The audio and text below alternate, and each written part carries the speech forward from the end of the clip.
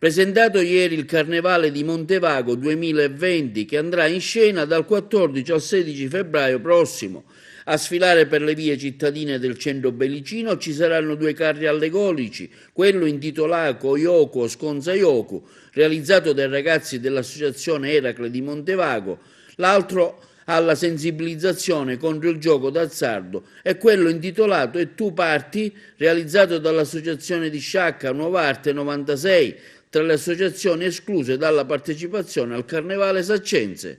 A fare gli onori di casa il primo cittadino, onorevole Margherita La Rocca Ruvolo. Hanno scelto come obiettivo un tema sensibilissimo in questo momento, che è appunto lottare contro la ludopatia, e infatti il carro si chiama Yoku Sconza Yoku proprio per, e anche devo dire come lo stanno concependo, che dà proprio l'idea di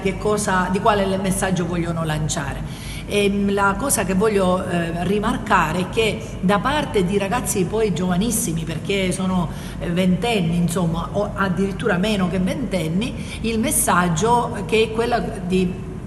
mettere in evidenza come questa sia una piaga. Di fatto lo è, le famiglie si rovinano, la politica sembra quasi disinteressarsi molte volte. Abbiamo aperto le porte quando ho avuto la richiesta per poter fare a Montevago, realizzare a Montevago un carro dopo un'esclusione forse avvenuta a Sciacca, e mi è sembrata anche questa una bella opportunità e poteva essere quasi un know-how portato a Montevago d'aiuto ai ragazzi nostri, perché stanno collaborando insieme, si sono intesi subito, quindi anche questo diventa, diciamo così, motivo di scambio. Praticamente ci sono un giovane che rappresenta il giovane in sé per sé